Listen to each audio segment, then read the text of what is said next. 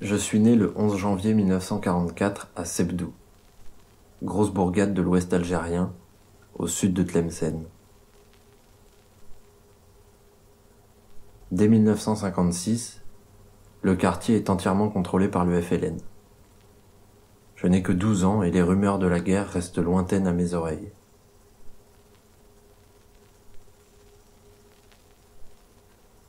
Je passe mes journées à jouer au foot.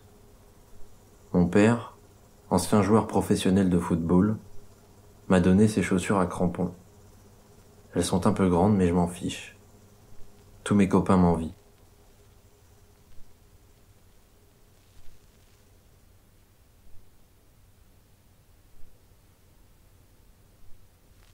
Un matin de décembre 1959, j'accompagne mon père dans un café.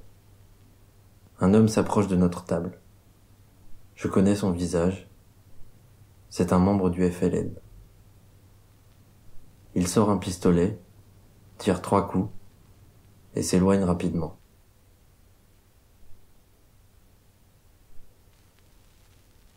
Je ne sais pas pourquoi ils l'ont tué. Du jour au lendemain, ma famille devient paria dans le quartier.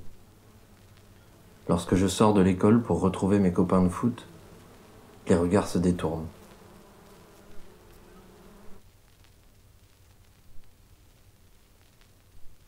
Un jour de juin 1960, j'obtiens un rendez-vous avec un capitaine français. Il dit que je suis trop jeune pour l'armée. Pourquoi l'armée? Et harkis alors? J'en ai vu moi des harkis qui n'ont pas 18 ans.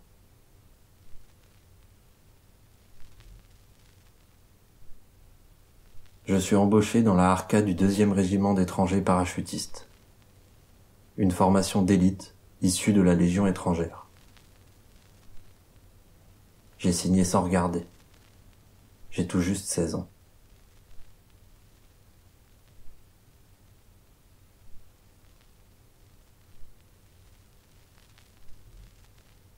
Je porte le béret vert et l'insigne du 2e régiment, mais mon uniforme kaki n'a pas la couleur bariolée des parachutistes de la Légion. Suis-je un soldat français comme les autres?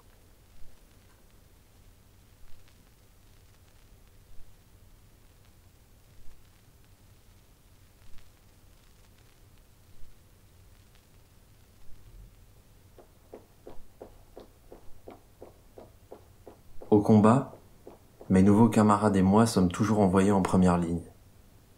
Et c'est seulement quand plus aucun félaga n'est en état de nuire que se pointent les soldats français, les appelés et tout le reste. Parce que nous, si on crève, c'est pas grave. On est là pour mourir.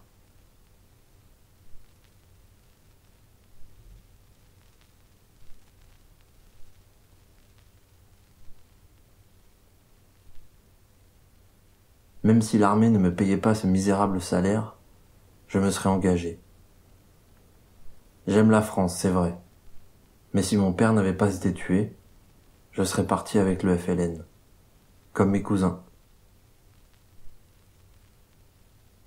25 juin 1962. Visite du commandant. Tout le monde s'est mis en tenue. L'opérateur a déjà installé sa caméra.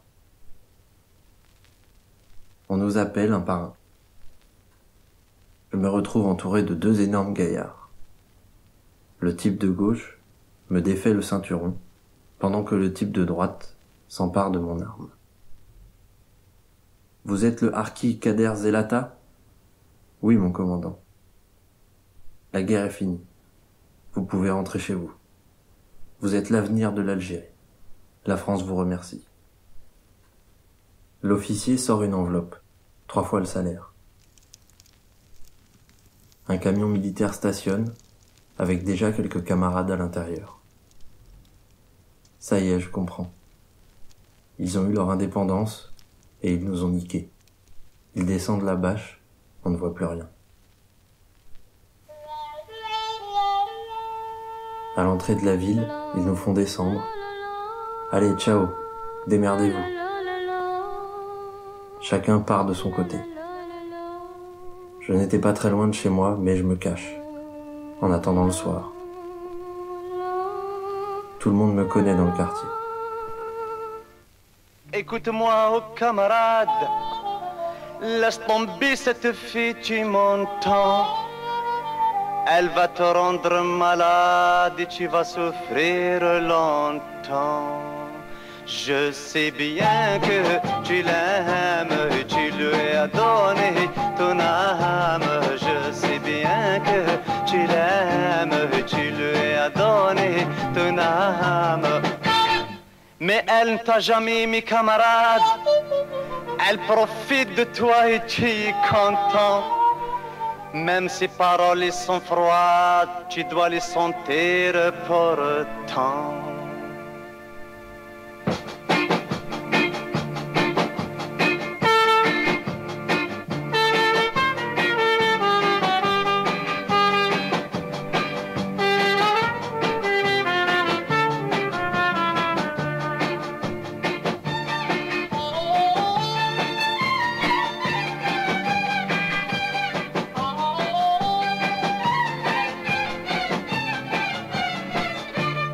Ne compte plus sur ses promesses.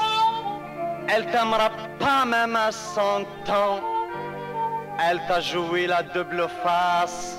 Elle changera à chaque instant.